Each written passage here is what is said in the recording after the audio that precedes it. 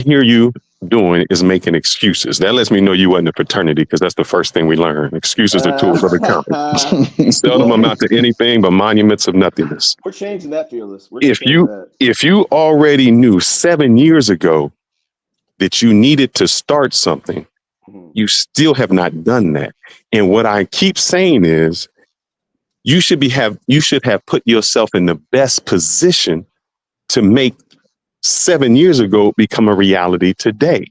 And it seems to me that you're continually making the same mistakes because when you waste someone's time who's married, like you said, hey, well, she's married, that's great. Now you have to wait till she gets a divorce. right. Now you have to wait until she's ready to have a child. So you're not looking at 1 year, you're looking at about 3 years down the You're line. right. You're Chris So right. is you just just wasted fooling three around. That's years. all. You're right. You're right. Um, Chris doesn't want anything serious. He's just, he that's likes not his true. fooling around. That's all. That's not true. Which is That's which is not true. perfectly okay. That's not true. That's not true. Um, Fearless is 100% correct. Married woman has told me this to her to my face, and a lot of women say this. She's not the only one that after they've had a kid, Fearless, they are like, oh, they might still want to have additional kids, but they're tunnel focused on. I gotta make sure that him and I uh, can work well together because they don't want it. They don't want to have another kid and the parenting not really be on the same page and things like that. So yeah, Fearless is 100% right. It's going to Let, take let, time. And let me say this hold to on, you, Chris, so because I know let you're me going off, finish. but let me help you out. Yeah.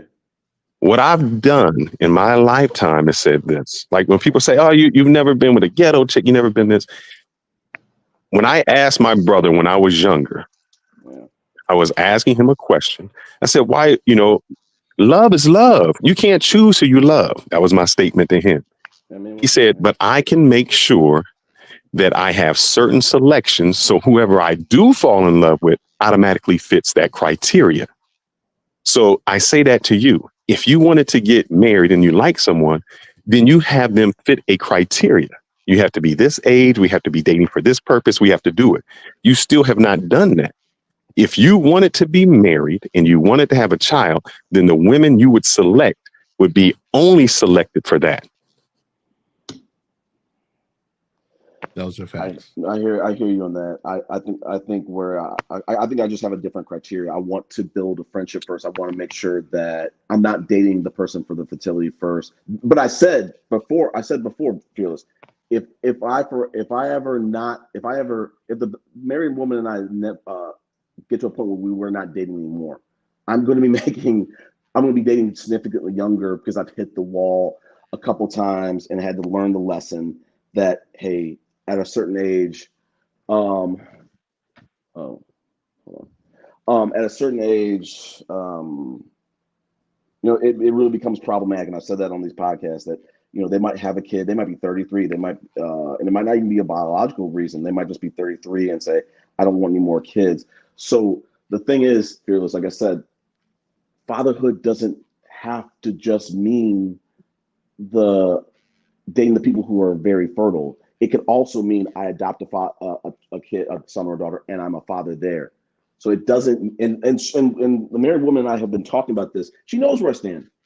And we had a frank conversation the last date, and like I said, I have decisions to make of like, hey, do I stick it out with this because it's going to take time. But she knows where I stand. She knows how fatherhood means to me. Um, that's going to get done, Fearless. And it's not going to always. The problem is that these things don't happen in Godspeed. Like they happen. It takes time. You have What to takes time? Tell me find. what takes find time. it can take time.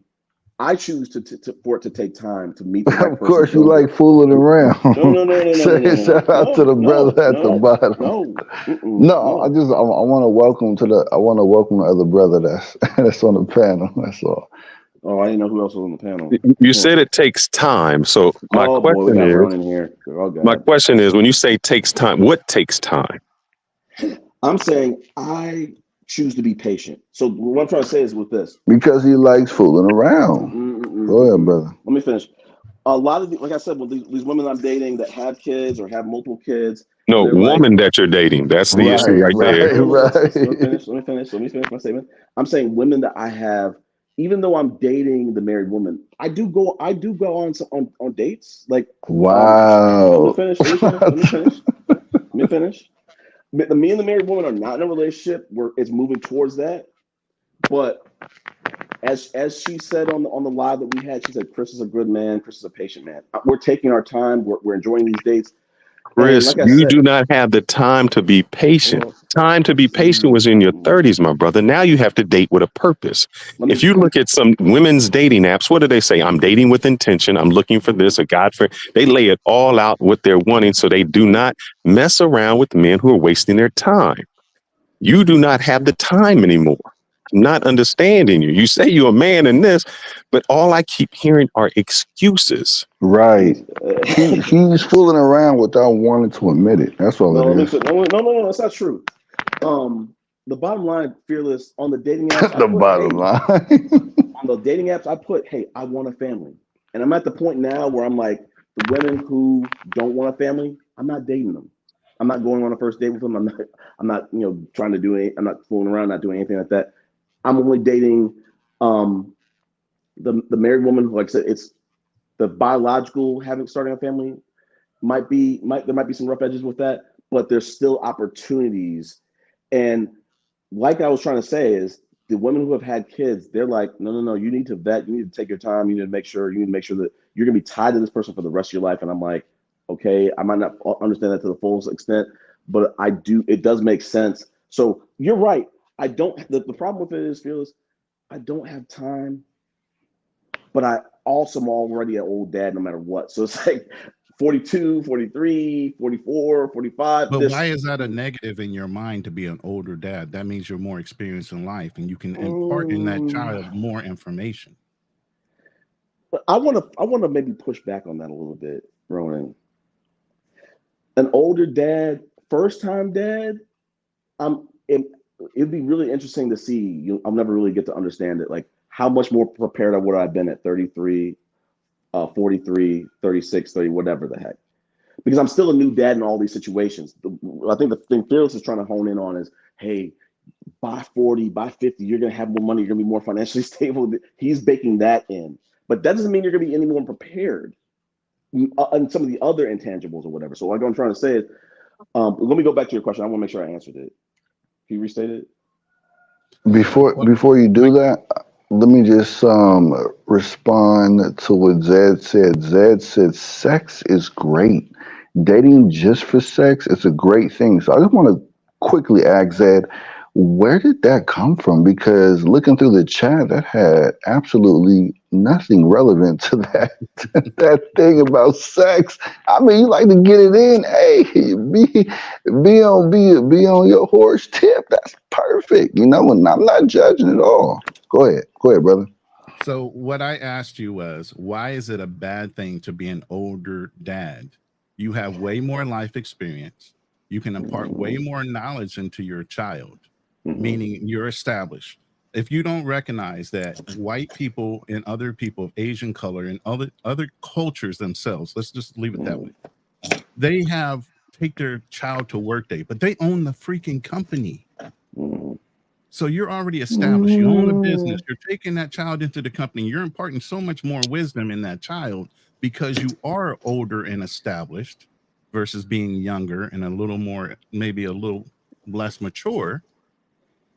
You're an older man, which means you can impart more wisdom in that child and give them a bigger leap ahead for the next generation, which is your legacy, if you have your own biological child.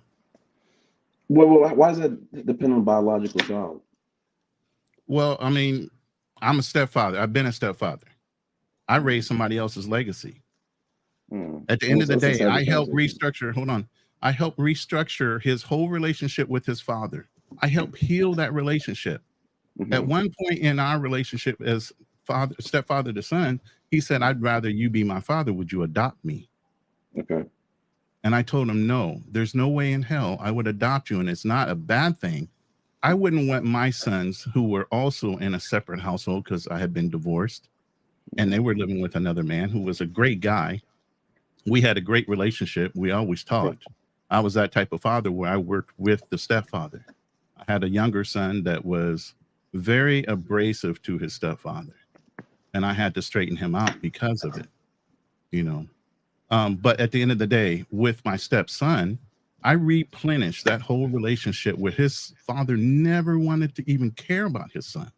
Mm-hmm. From 8 years old, when I raised him, put him in Pop Warner, filmed every football game, sent the CDs because I'm dating myself, filmed all the videos, put them on CD, and sent them to his dad. Basketball game, same thing.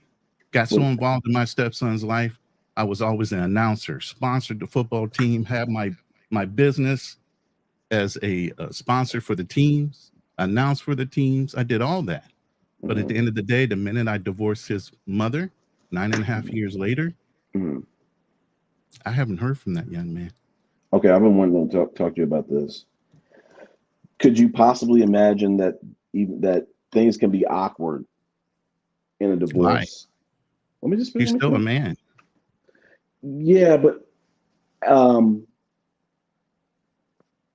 yeah, that's true. But I'm saying things could be awkward. When I was married, I had a whole godson. I lost that. And that doesn't mean, oh, he doesn't give a fuck about me. It's things are, you lose some connections on that. And what I'm trying to get to, because I heard you speak about this story months ago. I mean, earlier this year. That kid, in my opinion, I would bet money. I would spin the roulette wheel on it. He probably remembers and probably says, "Man, Ronan was a great father." We might not be together anymore because maybe his mom doesn't really go around Ronan anymore. That connection is severed or whatever. But I'm sure he respects you. I'm sure he's not like, yo, he was a simp. Yo, he was a cuck. No, I'm sure he does respect me. And to ask his mother, he sounds exactly like me. He knew my pitch in insurance. He was pre-selling a lot of the football team members and a lot of the things I did in insurance and financial planning. I was pretty much closing deals with this kid. But at the end of the day, the minute I separated from his mother, as much great knowledge as I imparted, and that was the point I was really trying to make. Yeah. This kid is smart. Got his degree. He didn't do anything wrong. He got married before he had a kid. Married his high school sweetheart. They're still married to this day. They now have 2 children. The young man is very successful. And I don't want any of that. But that set his father up, not me. Let me ask. Yes, I get a great feeling from knowing that this young man is successful. But at the end of the day, did I invest my resources into somebody else versus maybe doubling down on my own future and my resources going to my other sons that were actually mine? I think, Ronan, this is a success story. It might not be the ending you wanted, respectfully, but you did the best you can. And I'm proud of you for this story. I love when I hear this story from you. Chris, let me ask you a question, sir. Yeah. When you got a divorce, were you hurt? Yes. So imagine getting divorced, not only from the woman, but from the child that you raised for years. Proud of this boy too. And now you don't have connection with not only the wife, you don't have connection with the child that you raised, that you invested in, that you spent time in. Now you're double hurt. That's fine with you? Fearless, let's have this conversation. I'm a person that is not afraid to lose. Losing hurts. Getting divorced hurt. If we were to go the biological route, because y'all want y'all team biologicals. No, I've done both. I'm just saying you're advocating. You're advocating because the last time you were on this, you were like, you're raising somebody else's legacy. Right. That is true, but still, I was married to a situation where my father-in-law was a stepfather to my ex-wife. Great father. It was a lot of the same beats that you were talking about, is changing your name, wanted to change your name to your stepfather's name and things like that. A lot of the same things. He was an incredible father. But what I'm trying to say is that when you have your own biological kids, you can still end up in a less than optimal situation if that family breaks up too. So I'm saying that I'm trying to look at fatherhood and say, and like I said earlier, is like I'm trying to figure out what does that have to be for me. That I would love to have my own kids. I really would. Can I say this real quick? Go for it. It can appear to be that way, but it's not. What do you mean? Biological means everything. Meaning my stepson, even though he might love me to death, there's still a line. I'm not his blood. And you know how I know that to be true, Chris? My sons, listen, wait. Like I said, my sons have a stepfather. While I encouraged that relationship and never tore it down, they're still married to this day. Mm-hmm. You know, I only expect my sons because I raised them with a root of understanding who they are as men, to once in a while call me either on a holiday, my birthday, or if they need some kind of input on a decision they're trying to make. Other than that, I expect them to be men. I don't expect them to call me all the time like mothers would expect you to. As a father, we don't expect our children to come after us and seek attention from us multiple times a month. That's not what we raised them to do. We raised them to be what? Men, independent thinkers, being able to adapt and take on any challenge in this world. We want them to be better than us. And Chris, you said there's no difference. I'm going to tell you exactly why there's a difference. I didn't say there was no difference. That you said, oh, it's good. I'm going to tell you why it's not good. You said you had a man's panel on, right? Yep. It's beautiful. You know what your friend said that let me know I would never I know do you're that. going to. Okay. What did he say? You tell me and see if we're on the same page. I heard your podcast. He said that his ex-family, the father of the biological father of his family said, "I'm so glad to hear that you never touched her," or something like Exactly. that. Come on. There would no way that would happen with my own child. No one would ever come up to me and say, "I'm glad you didn't touch your child." What Hey, the Chris, hell? can you remove the banner so the chat can see the names of the people? Oh, yeah, sure. Give me a second. All right, go ahead. Go ahead, Phyllis. There would be no way I would put myself in the position to have that happen, to have someone even question it. But see, this is the thing, Fearless. That's okay. That's the choices you want to make. What we got to do is we got to stop discouraging men from trying to be stepfathers.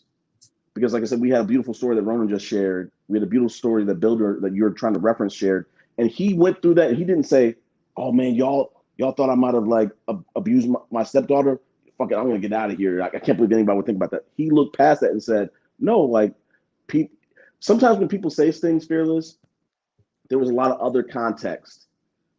But why would you put yourself in that situation to even have somebody look at me like that? Let me You know add why? to what You know you're why? trying to say, Ty. You know why? Go ahead, Chris. Kind of similar to what I am where I'm at with the married woman. Not to the same extent, because like Builder got married, I think maybe like shortly after college or something like that. But if you truly love that woman, and as he said on that call, that child bonded with him, and you have a beautiful situation right there. Why not? It's working. Who cares what the other people and the naysayers in the peanut gallery have to say? Who cares about that? They are non-factors. So what you're trying to do is you're trying to take people who are non-factors and saying, "I don't want to put myself in a position for these non-factors to have an opinion." People don't always have an opinion. Put myself in a position. So let me tell you this. If that girl ever said, "Hey, he came into the shower when I was there, the bathroom," anything like that, that wife has a choice now. What do you think that choice is going to be? We're not going to do this, Fearless. We're not doing this. Like, we're not doing this, Fearless. Like, I just don't put myself in those positions. Hold up. This is what we're talking about. No, Chris, let me sum up what I'm saying so you understand. Yeah. I don't put myself in those positions, any of those positions. Married woman, hold up. Married woman, someone who's infertile, person with a child. See, remember when I told you in the beginning, my brother said to me, "I choose who I fall in love with." So I make the choices beforehand, way before, so I'm not even put in those positions. But Fearless, those are the decisions that you're talking about your brother or you.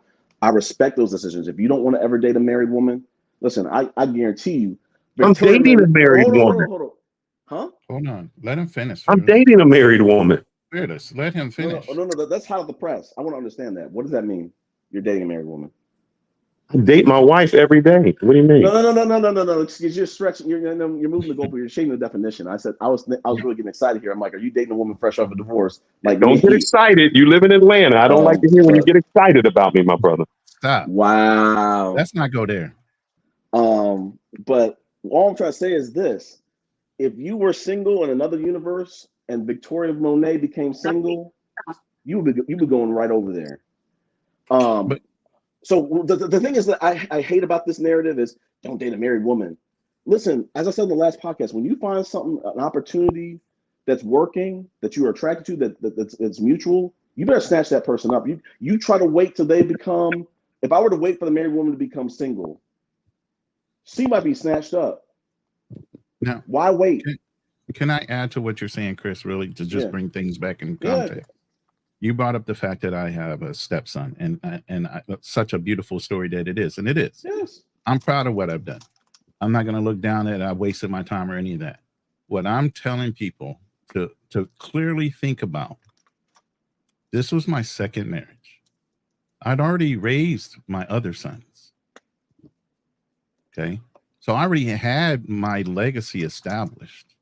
So me being distracted by having a stepson at that point was not a bother. I already had sons. It was easier for me to deal with that situation. What I'm discouraging young men to do is if they've never had a child, unless that woman is in her 30s and maybe just had one child by oops, I would say don't date a single woman that has a child that's older than 35, 40. Date one that can actually still give you a child. She could be beautiful, everything, all of that. She could still have one oops, and that's okay. But she's got to be able to give you something too. If she shared that womb with a random ass dude, whether it's married or not, she should be able to share that womb with you and give you that ultimate gift too. And that's the difference. What I'm trying to say, and I respect that. I respect that. What I'm trying to say is that with this definition of this ultimate gift, fatherhood, as we discussed on the men's panel, doesn't have to just be biological. It could be, and Builder gave me this discussion that's kind of coming to fruition. He was warning me back in my probably like 20s or early 30s. He was like, don't wait too much time because the door can close, blah, blah, blah.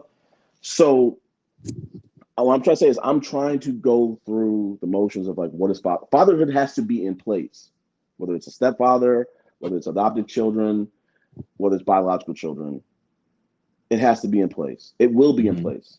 By hook or by crook, it will be in place. And that's not going to be hard to do. But listen, I would love to have my own biological kid. I really would. And but I have to make the decision for myself. I'm gonna tell you this, Chris. I'm gonna wind up having another biological kid before you wind up having your first. I don't care. We're not gonna play these peer pressure tactics. No, I'm not gonna peer pressure you. I'm just trying to tell you. When a man is driven by purpose, he moves forward and he achieves the missions that he wants to achieve. Chris doesn't have purpose. He just wants to date. I want to be listen. I want to be married again by 2025, late 2026. I'll be married again. By then, I'll also be having a baby with that person I marry. And I'm 57. Chris likes playing the field. That's all it is.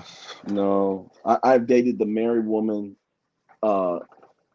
exclusively for like a very long extended period of time, and building the friendship. Chris, brother, you keep contradicting yourself because you just said you date the married woman and you go out on others' dates. Right. Now you just said that you date her exclusively.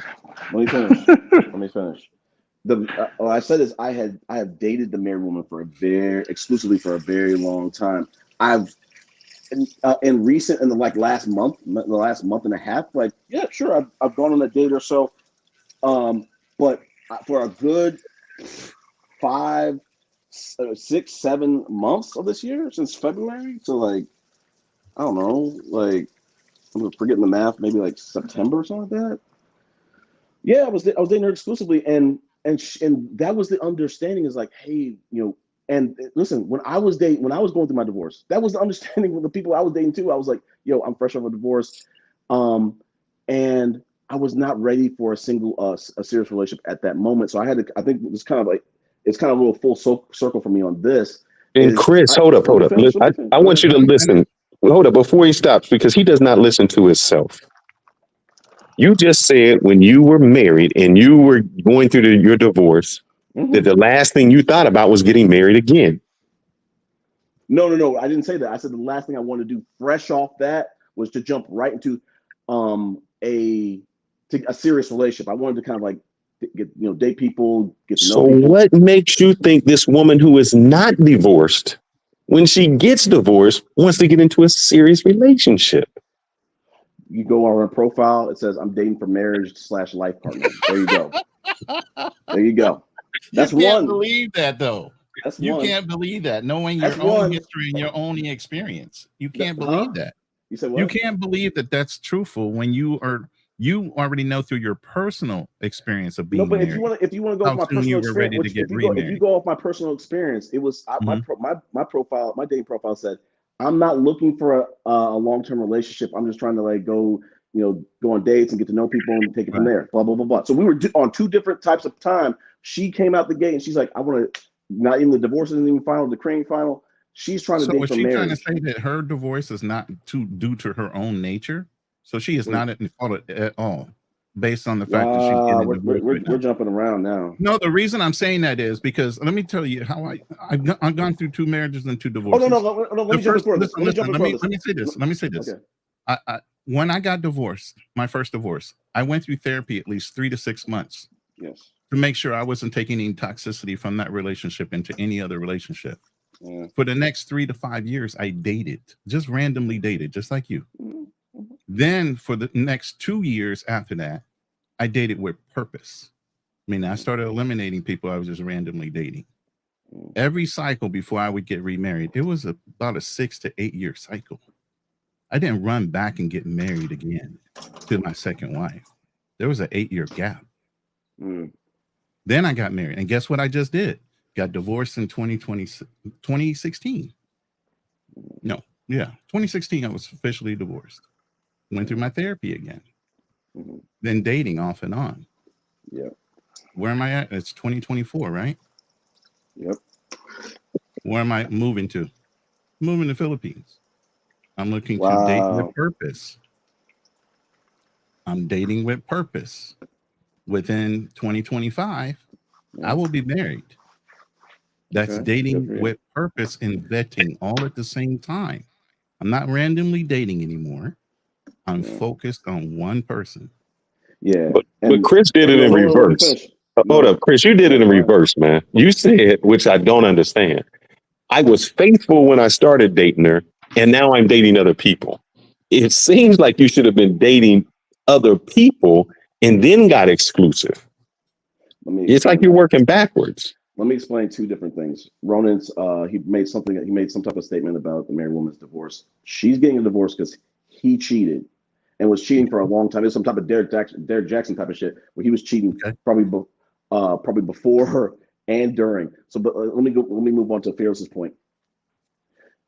And I dated the married woman for like 7 months exclusively. Now, I'll keep going back to the last date, the white tablecloth dinner date that we had that eventually went live on YouTube. And I told her at the table, I said, you know what? I dated you exclusively for 7 months. I was very patient. Would I want to do that ever again with someone else? No. But I told her, I appreciate that I did this because this allowed me, this gave me an opportunity to show to myself that I could be monogamous and date one person, eliminate all the distractions, because there's a lot of distractions. There's apps, there's exes that come back. There are people referring to you. Hey, I know someone. I'd love for you to date them. Blah, blah, blah, blah. But I dated her exclusively, and that showed me I am making growth. Every single time I date someone, I'm fixing mistakes. I'm learning new things about myself. I'm taking different strides. So dating the married woman and being patient with that was a win. What do I want? Like I said, do I want to do that ever again? No. But like I said, I'm doing that because I think very highly of this person, and I wanted to get. I know in the past dating multiple people, it becomes problematic, And dating, I got to, when I started dating a married woman, when I met her, I was in a place in my life where I was like, you know what, I want to date one person. I really want to date one person, or I want to move in a certain type of way. And it was because of the last breakup that the last person I broke up with. Shortly before I decided to date the married woman exclusively, I had learned, like, if you date multiple people, there's collateral damage that can occur. And I said, if I just date the married woman, I chose to eliminate all the distractions and eliminate all the collateral damage. And I don't think that it was wasted time. Like I joked around with people. I said, listen, if I've wasted time with a married woman, golly gee, I've loved every single minute of it. Do I want to do it ever again with anyone else? No. But So Chris, hold up now. That makes no sense to me. Because if I was a passport bro and I said, hey, I dated these chicks and hey, I had fun and I'll never change it. That was great. We had sex. We had this. You say that they are wrong, but you justify your behavior and say that their behavior is wrong.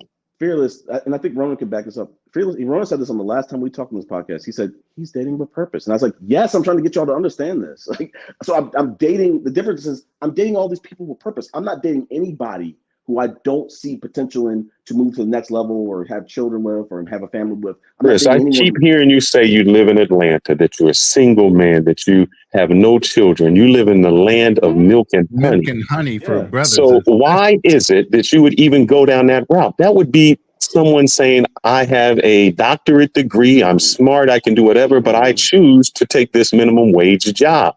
No. Yes, because hold up, the way you talk is you have your pick of the litter because you're over six figures, you're single, you're a black man, and you're living in a place where what you offer is rare. You are the top notch in the top of your field. Why someone at the top of their field would not have the pick of the litter and choose differently, I still don't understand. I go back to the statement, Fearless, is that it hurts, it pains people. It's almost like they're watching Married at First Sight or watching Love is Blind or watching some type of Ready to Love. And they're like, no, you should go this decision. The problem is you're watching my life. You might be living vicariously through my life. You are a non-factor to the decisions I make in my life. And you might be upset with the decisions I make, but the problem with it is that the decision I might make you unhappy, but I'm happy as hell with it. And that okay, that's great. That's great, Chris. You're happy as hell with it. Then why do you talk about passport bros who say the exact same thing that you say? No, the problem is, like I said, I wanted to finish my statement was, the problem with this is everybody wants to be happy with everybody's decision. And I say, fuck that. I'm the only one who matters. Me and the married woman, if we choose to continue to date and take things forward, we're the only opinions that matter. You, everyone else doesn't matter. So let me go back to the passport bros thing. The passport bro thing is, because a lot of different levels, Fearless, they've been lying from the jump. They're not looking for wives. They don't really care about these women. They don't really see them as human beings. They're not dating intentionally. So if they said, and when I said in these podcasts, Fearless and Ronan, mostly for Fearless, that if they just said that, we would have no problem with them. Like, we want black men to find love. But Chris, you are not dating with a purpose. That's not true. You're fooling around. That's not true. That's not true. Then what is your purpose? My purpose is to find someone and start a family with. You don't find someone to start a family who is married, so you can't be dating with a purpose. No, that's not true. That's not true. That's not true. That might be your definition, Fearless. And like I said, the definition is you're trying to start a family with a married woman. What are you talking about? That's just a general definition. It wouldn't have been, like I said earlier, it wouldn't have been a big deal if she was younger and married and she was getting a divorce and she would still be in her 30s, able to have a baby without being considered grandma pregnancy or whatever. Now she's in her later years. She already has her child, her legacy. She's comfortable. Now, here's the thing. You now have to work out an agreement either to adopt if you move forward with her, because she can't give you a biological child. But you'll never know the feeling of actually raising your own. And there is a difference.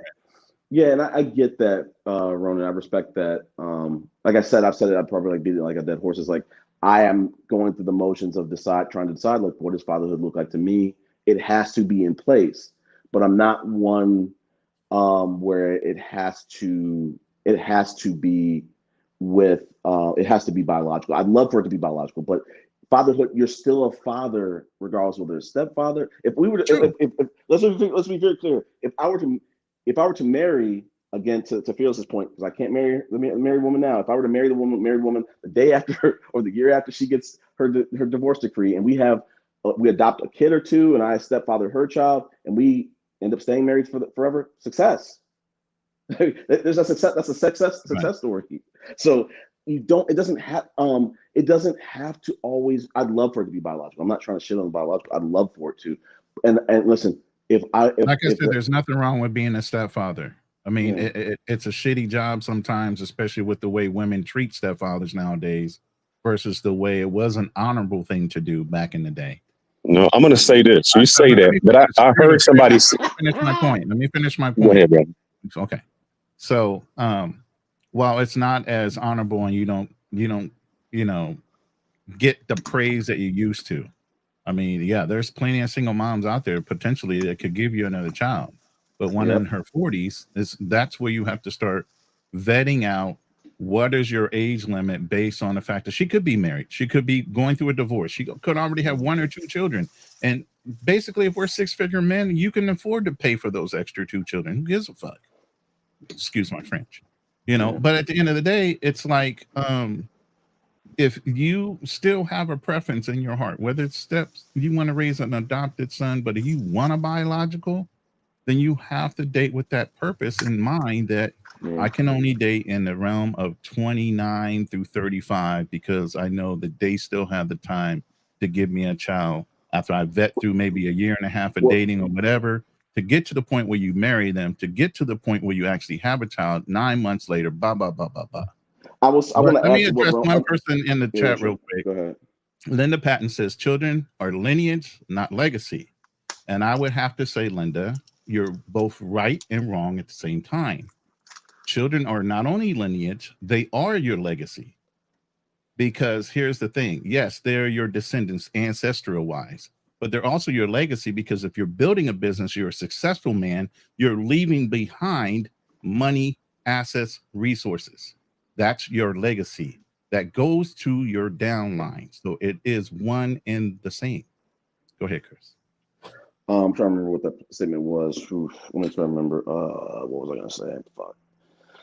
Oh, shit. I think I lost what I was going to say. Are you dating other women while dating this married woman? Like I said before, I'm going on dates with. So you are. So that's a yes. All right, go ahead. Yeah, I addressed that earlier. Chris, I'm dating. Hold on, let me finish that. I'm dating the married woman. I'm dating the married woman with priority. And I wanted to say this. Ronan was talking about, hey, you're gonna have to date women who are a lot younger. Absolutely. So what I'm trying to say is, like, I'm with the married woman. I love it here. Her and I, quite frankly, need to have some conversations about, where do we see things going. It's getting to the family piece. I think I remember what I was gonna say to you is one of the problems possibly, Ronan, with dating younger is they might. As I was trying to tell the married woman at the table, I was like, part of the problem that I have with me is I don't have the 2 or 3 years, whether it's a younger woman or the older woman, to wait. I will be 45. So if I were to go date someone who's 29, 33 right there, and they say, again, I don't get the time sensitivity thing. I just told you I'll be 57, 58 and having another child. Yeah, but see, we're on 2 different types of thinking. I don't want to be having kids at 56. I really want to have this kid by 45, and I really want to maybe adopt one, maybe a year, a couple of years after that, and to be done. I don't want to start having kids in my 50s. So that's the decision you want to do. That's fine. So that's what I'm saying. And I said it earlier before you jumped on the panel, Ronan, is okay. At 42, I've already lost a lot of time that I could have already been a father, and this conversation, this whole podcast wouldn't have even needed to happen because I might have been one and done. But that's not the case. So I'm trying to figure out that person that I want to start a family with, and I want to go back to BA's point. So BA, like I said, I've addressed it before. Married woman and I, she said verbatim when we first started dating, hey, we can see other people. Did I decide to do that? No, I did her exclusively for like 7 months or whatever. But Like I said, if I were to ever not date her, because I love me some her, I'm gonna probably be dating significantly younger after that point, because like I said, I've hit my head on the wall of, and it's heartbreaking. I said on these podcasts, I said the last time Fearless and Rowan was here, the woman who I on again off again ex, who's like 45, 47 this year. I would love, I love me some her, but like I just don't think for a lot of different reasons she can have kids or wants to really have her own family. So like I said, I have decisions to make. I'm going to continue to try to build with a married woman. I really care about her a lot. And I just want to see what are the opportunities there, and if the opportunities don't align, I would have to possibly move on. Chris, can I ask you a question? Go for it.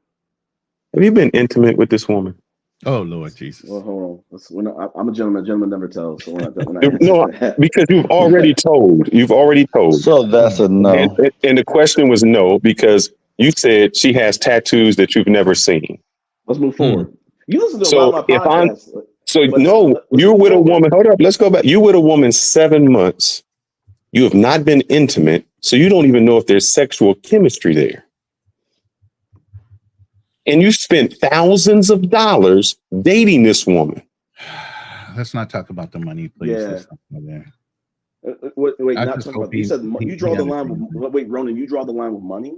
Is this conversation with being uncomfortable? Well, I just don't think he needs to bring up how much money you possibly have spent. No, the money is the least. I mean, if you're not sensitive to it, then that's fine. The money is the least disrespectful. The problem is Fearless. Like I said before, every woman, not all women have the same requirements. So I know with you got to get in bed with her by the third date. You're really kind of like. No, let me address that, Chris, before you go on. Hold on, Chris. I'm going to address this. By the third date. You got to let him get it out, Fearless. Hold on. All right, get it out. Then I'm going to address it. Yeah. Go ahead, get it out. Fearless has chapped lips by the third date. He's looking like what was that Dave Chappelle one, the crackhead one? What was that? I know who you're talking about. Yes. Yeah, he's looking like the Ashy Larry. He's looking like the crackhead guy. So, like I said, I'm a patient guy, Fearless. I've never done this before.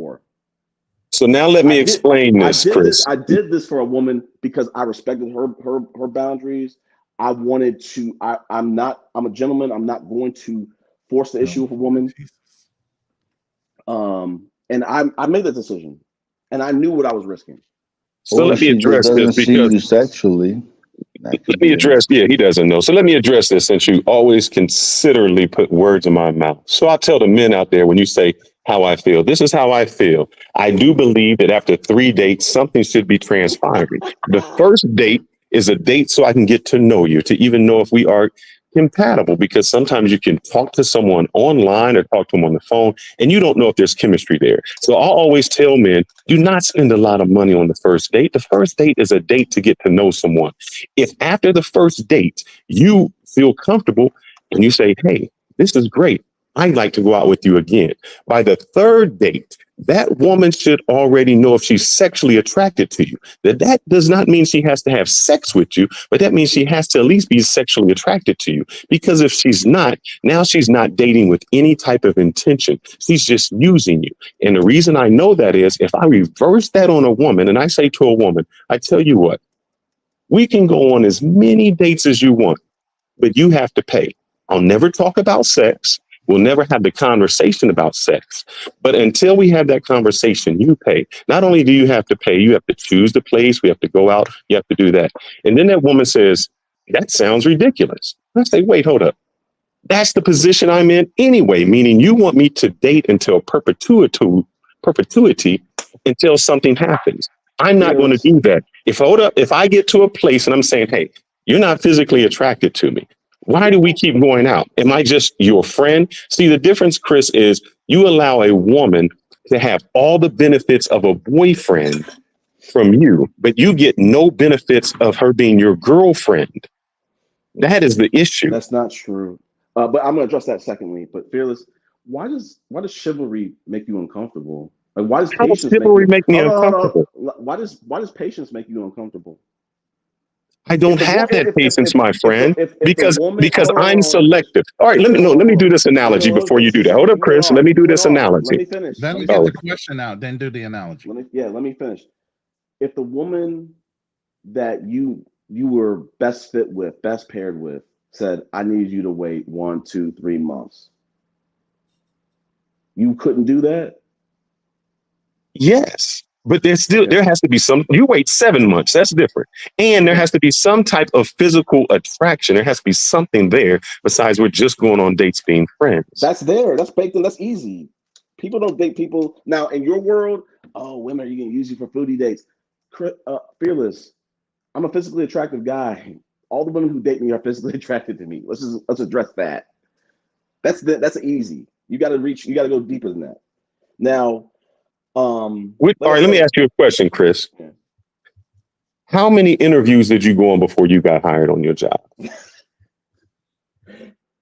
Mine was kind of fast. They did like 3 interviews. All right, let's say this. Let's do that. That's great. 3 dates, 3 interviews. What if on the 3rd interview they said, you know what, Amen, you're a great guy. We like you. We want you to come in again and we just want you to work this day because we want to see how you are in this environment. You go in and work. We're not Uh-huh. paying. Now they say, you know what, we got to get to the 4th interview. We want you to come in and work this week. And during this week, we want to take you through some training. You know, it's not paid. We just want to see how you work in the environment, how you're in corporate. So you go in again. They say, oh, that, you know, now we got to get you to the 10th interview. At what point do you say, hey, this just isn't working? Meaning I'm putting in the work, but I'm not getting anything in return. At what point do you stop? It's a good question. I think I've said it on previous panels. It's not just one thing. It is, I've said on previous panels, it depends on the energy that the person is giving back.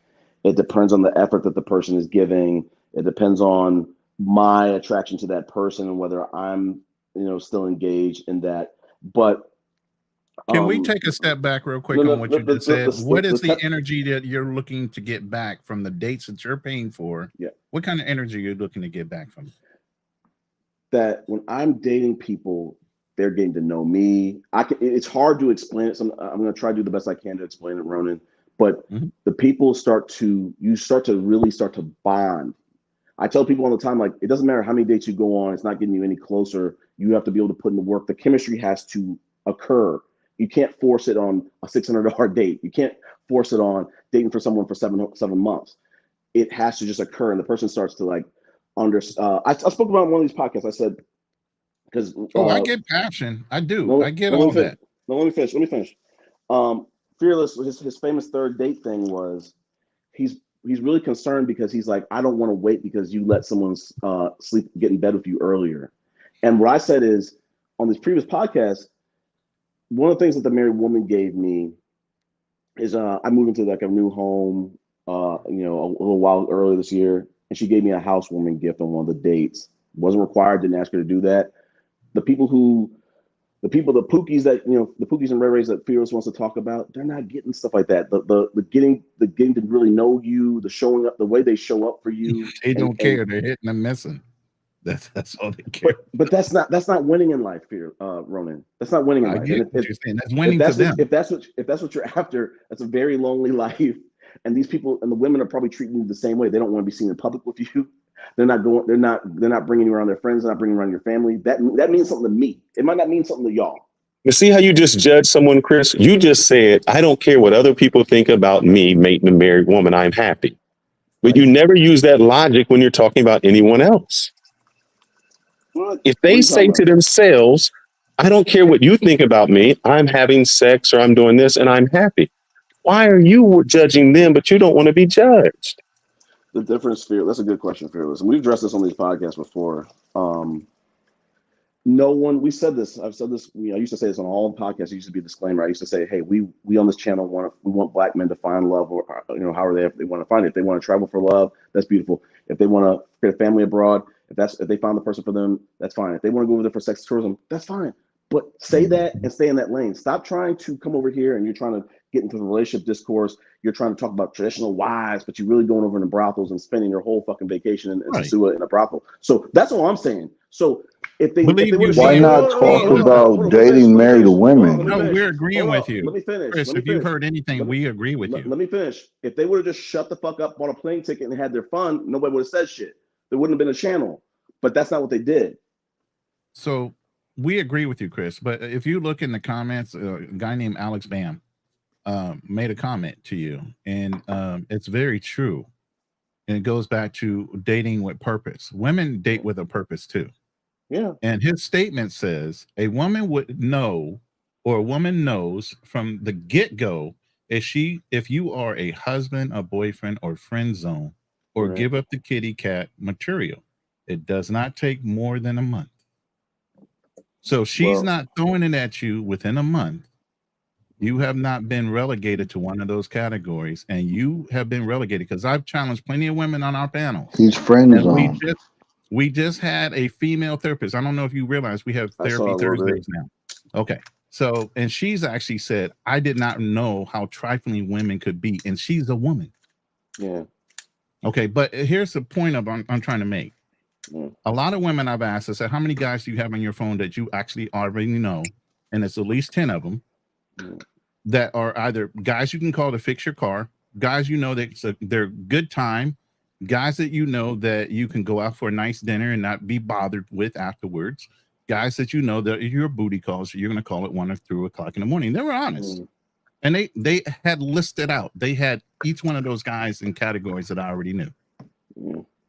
So what Alex is saying is actually true. If you know, and this is what Fearless's point is trying to make without being so direct, if you know within a month she's not pushing up on you, then she has put you in one of those other categories. She's relegated you one of those other categories that are not either the husband or boyfriend. Okay, let me finish. Friend zone. There's two things to say to the. There's two things to say. There's probably a lot more than two. Okay. One, what I've said on some of these podcasts is like, there are women that have varying degrees of patience. Now, what y'all are saying might fit the mold for maybe most, some, whatever, some amount. It doesn't fit this one.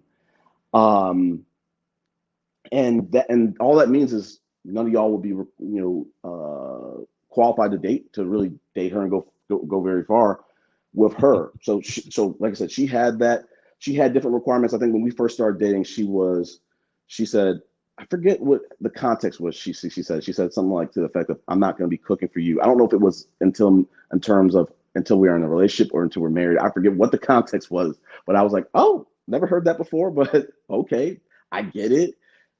Certain little wifely duties are just not going to be on the table. I get it. I respect it. A lot of women I've dated, they have cooked if they cooked for me, and I had to kind of like understand, like, it's a labor of love. I get it, but is it really though? It is. I didn't really. And I must love every chick I've ever dated because I love cooking. I do too. And there's and part of it is. I don't know if it's always love, but it's just kind of like, taking care of someone, like, hey, I want to make sure they're fed, blah, blah, blah. That's a whole nother tangent. But the bottom line is that I'm not saying that this experience hasn't been hard. It's been hard. It's been hard. There's going to be probably another harder for you or harder for her? Probably hard for me. Exactly. But like I said, I want to go back to it. There's a second point I wanted to make. This allowed me to make an advancement in character and dating approach and dating. I forget the words, but just like I don't know what the fucking word was, but how I used to say it, but just like relationship discipline. It allowed me to reach a different level of discipline. Do I want to ever do this 7 months ever again? Absolutely not. But for this person, I chose to because she meant that to me. Chris, let me say this, and I'm not going to say much more after this. I'm going to let Fearless go, and you guys can go back and forth. I grew up in the church ever since I was 4 years old. I was that good guy. I was that knight in white and shining armor. Served my military. I did everything right. I was Captain Save-A-Ho. I was always for women. I had a very close friend of mine. She's a music artist. She watched me go through my whole second marriage. She sung at our wedding. She watched me go through all that. I nursed my wife back to health, that same one that had the stepson. Yeah. She was disabled for 8 out of the 9 years we were married. Okay. After she saw all that I went through, and she used me as a marker of the type of dude she was looking for in her own life. Yeah. The minute she saw everything that happened, she said, Alex, one thing I got to tell you, and I'm going to check you every time I see you falling off. Yeah. Put your goddamn cape up. You are done saving every woman you've ever dated. If they don't have the prerequisites of the things you're looking for in a woman, don't waste your time. Sure. This is from another woman that observed me in my life for almost 10 years and a whole marriage. From the time I got married, she sung us down the aisle. To the time I got divorced, she watched it all. Yeah. Let me That's be coming very, from a woman's point of view that ain't gonna hide it and sugarcoat it and try to tell you, oh, there's a good woman out there. Nah, put your cape up. You're done. Retired. So where you hear this abrasiveness is because I was you. I was the defender of all women. Well, hold on. Let's be clear. I'm as Prism said, I love to play devil's advocate. I'll do that to death. We are not the same people, Roland. We never were. We never have been. Never will be. You can think that. We're different. You might have had somewhat similar traits. You might have had somewhat what you think is maybe somewhat similar experiences. We're not the same people. But what I'm trying to say is, we wouldn't have made the same decisions here. But like I said, with the married woman. Like I said, I appreciate the opportunity. I appreciate the opportunity. It was hard to do. I can't believe I was having, how it got to 7 was we were having a great time for the first 4.5. We were having a great time. It was great. And then I think I started to want things, when we roll back, maybe about month 2 or 3, as she was going through her divorce, she was like, hey, I just want a boyfriend. And that let me know, I was like, oh, she wants to take things to the next level. And at that point, I was not ready to let go of all the distractions I had. Like I have the person I talk about, the on again, off again, and I was like, we're just friends really right now. Friends, nothing physical, nothing romantic, nothing like that. But when you're dating people, you gotta let go all the exes. And I was kind of saying, I'm just not at this stage yet to never talk to this person ever again as a friend. So it's not like, oh, he went 7 months and she never threw him a bone. She never did this. She never did that. And like I said, I don't regret any of the time of the 7+ months. Nobody said you had to. Yeah. So what I'm trying to say is, even if we were to go, let's just go the whole fearless route. If we were to go 7, another couple months or 2 and end up breaking up, and let's just say we never, let me not answer that. Let's just say we break up. Let's say we break up. I'm okay with that, because you can. I will gain. The married woman has made a great impact on my life in ways that I in the 7 months y'all might look at and say, "Yo, it's a waste of time." It's not. She's made a huge impact on my life, and even if we just remain friends, that's fine. But like we're not friends. It's kind of like it has. I think, and I want to address this to the fears too. The women, contrary to what you might think, they're not really getting a lot out of these dates and just some food. That's people want in fearless in your space want to make it look like, oh my gosh, if you're dating for months, if you're dating for a month, if you're dating for weeks, and you don't get her in bed, she's winning at this point. What does she really want? She's wasting time with possibly with a guy who might not want to commit to her. So she's just getting food out of that. That's not y'all acting like food is going to give her all the goal. There's the goal she really wanted out of life, not a graduate degree, not a promotion. She just wanted free dates and free food. That's not really. It's not it. So, like I said, if I were to walk away right now, both me, the married woman, and I lose something. We lost time. we lost potential of maybe taking this forward, blah, blah, blah. So it's not just like the way Fearless wants to make it look like is, yo, Chris has lost. He's not gained anything out of this. That's not true. And it might be true to you because you don't value the things I value in the relationships I try to build with people. You're just thinking about beds and bed sheets and bed thread counts. That's all you think about. So no, sir. What I do is, as Shannon Sharp said this, I wear my watch to let you know how valuable my time is. So I think that's what it why. comes down to is that Christopher is an asexual, and there's nothing wrong with that at all. But that's what it comes down to. Go ahead. Wow. I value my time, sir. So it's not about that. If I can find out in the first couple of weeks or couple of dates that this is not going to be where I want to go, I end it because that's how I value my time. Do you realize, Fearless, the and great hold up. people that And you the might problem be is, eliminating by that process? what you're saying is maybe you didn't get anything out of it.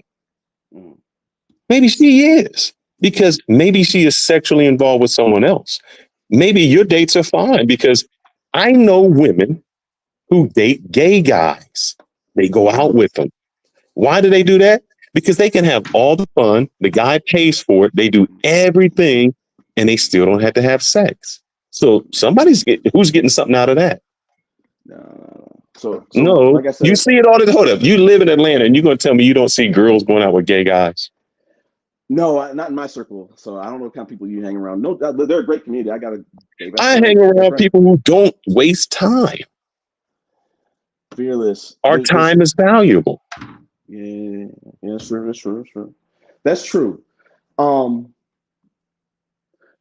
I think there's a lot that can be said about this, Fearless. And like I said, I don't disrespect your opinion on this. I just think that I've said to BA verbatimly, like he would love to say, that when you are impatient like you are, I don't have enough data on, I think I do on Ronan. He's kind of in the same vein of you guys were both on a podcast trumping about, hey, third date, she's using you, you're wasting your time, you're wasting your resources. Then y'all are eliminating a lot of great women. And that's okay for you. That's the decision you're making. And as I try to tell BA, the women that you're talking about that aren't very patient, the women who are very patient, I qualify for all of them, because patience is gonna be something that is valued from all of them. Now, like I said, like I keep going back to it. I've done the 7 months. Will I ever do that again? No. But I'm glad you learned from that, and you got an experience. This is a woman. It was a couple things. It was a woman that I felt like it was worth doing that for, that I did not want out of my life, that I love making memories with. It was also a time, like I said before, where I wanted to not just say how I want to realize a certain type of growth. I realized a certain type of growth and eliminated distractions, because incorporating in distractions is costly on a time front, it's costly on a financial front, it's costly on a romantic front. And I decided from like the relationships I had in the past, I'm not willing to allow those distractions to cause collateral damage. And like I said, like I don't regret the person, doing this with the married woman. I wouldn't do it with anyone else that I've met, but yeah, I don't have any regrets on that. I mean, like I said, you living vicariously through my life, like the Truman Show, you might be screaming at the TV show and saying, no, he should be trying to fuck her on the third date. That's not what I'm doing here. I'm gonna try to respect her.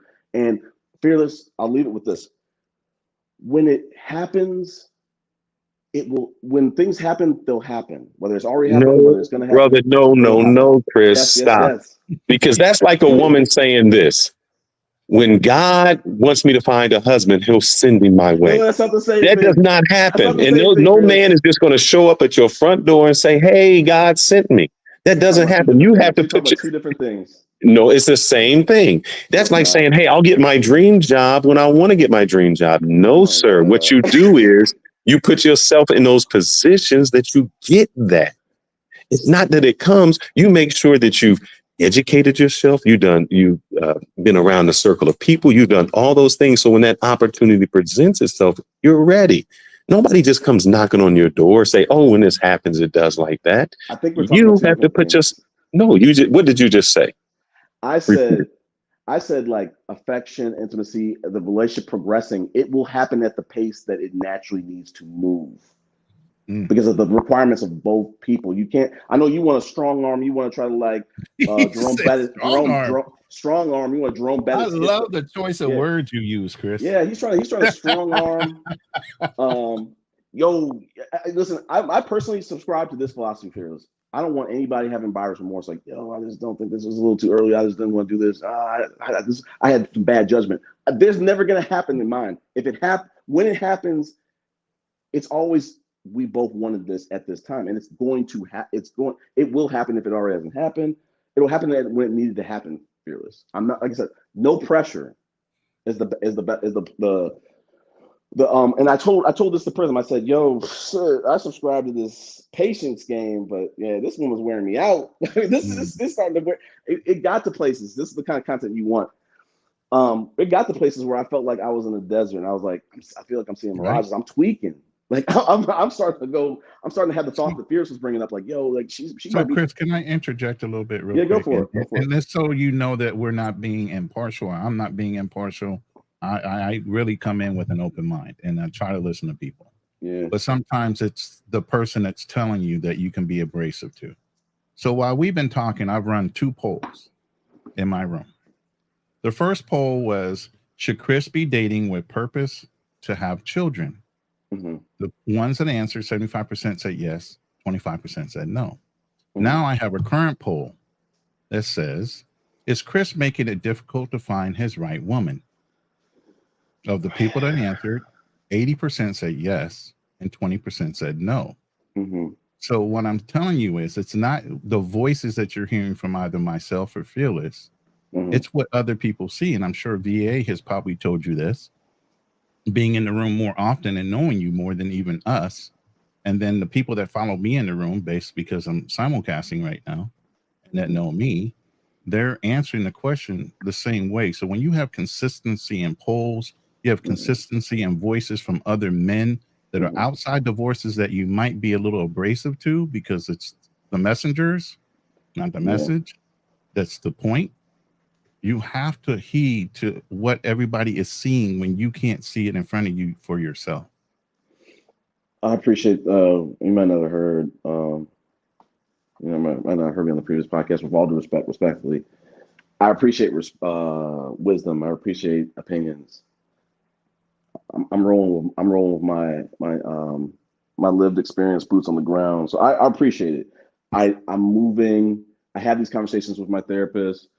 Have the conversation with my friends. My best friend, he's kind of like on me, like y'all on times a million. And like I said, like in due time, if that comes to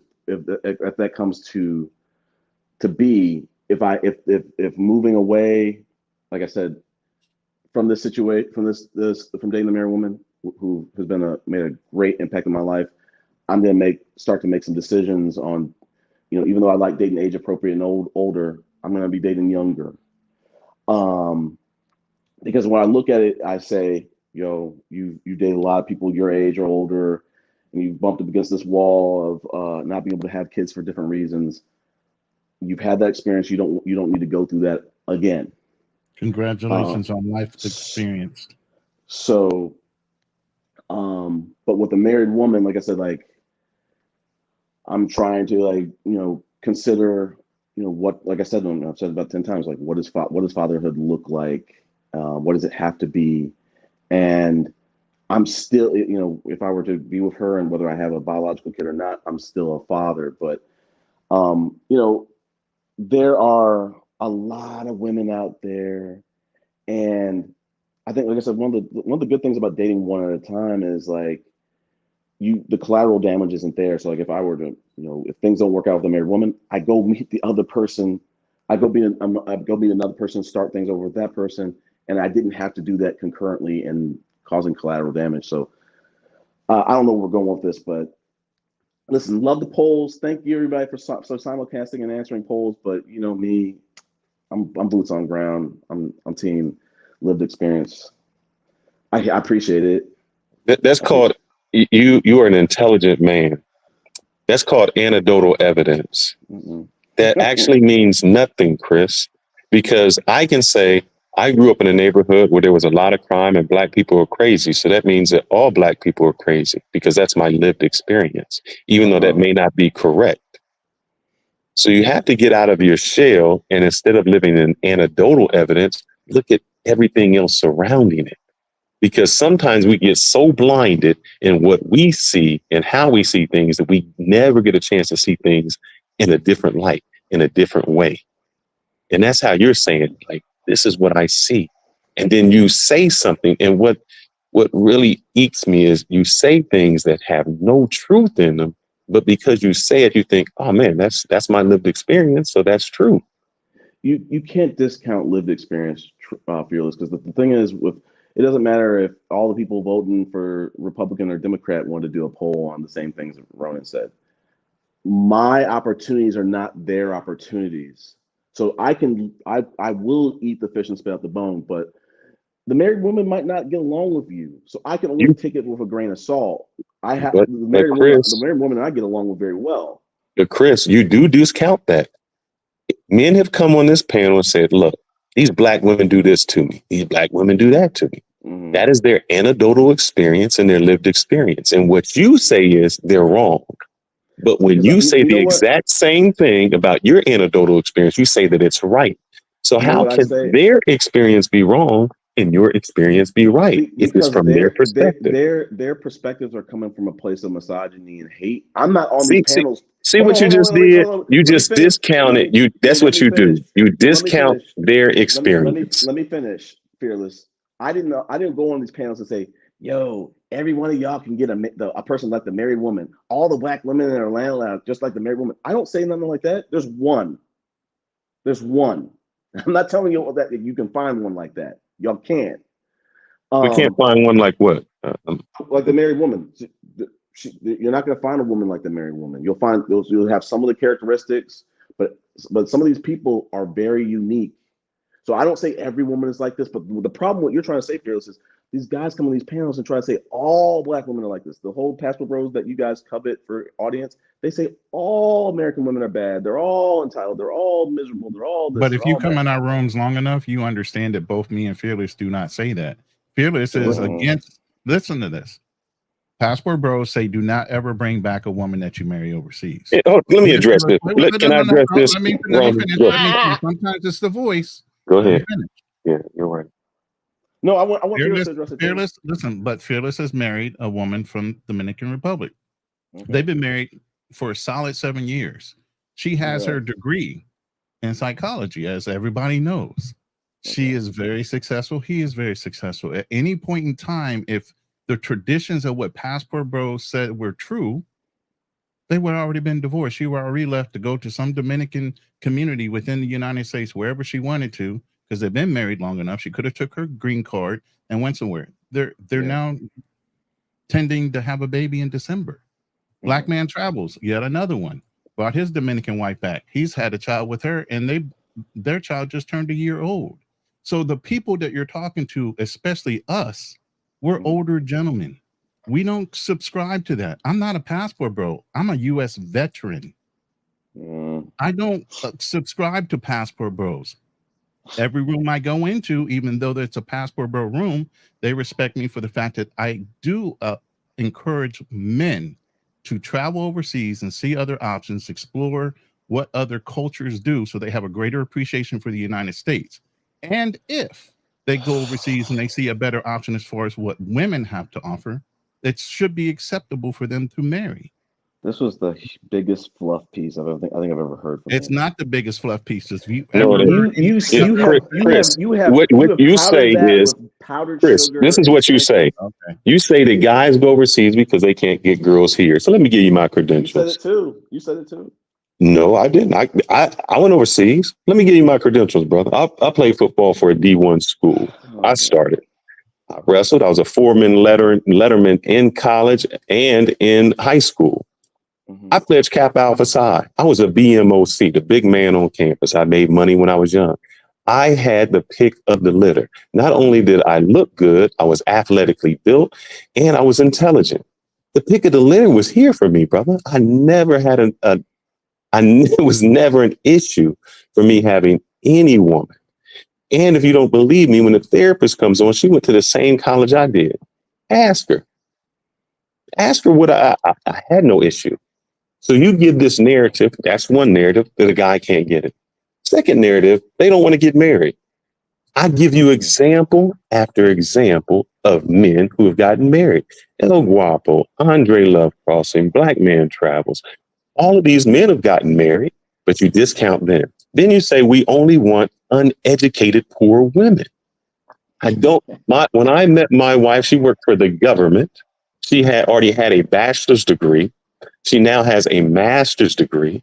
Then you say they only want you for money. Well, what I did was I quit my job prior to getting married. When I met my wife, I said, look, I paid my mortgage up for 3 years. I'm not working because I'm going back to school. I have no money. She supported us because she's seen the vision. You always say you have to have money to have a traditional wife. My wife was traditional when I was not working. So I don't understand what you're saying. I never led with my wallet. I never had any of that what you're doing, but you still put people in those perspectives. So my anecdotal evidence is none of that happened. I brought my wife back. I've been married. I married before I carried. So I don't understand where you put people in these boxes that are just not true. The thing is, Fearless, listen, I appreciate that, is that the community of people that you guys have an audience for on YouTube, they're not looking for wives. You do have anecdotal experience to say like, oh, I know a few friends here. You might have 10 people.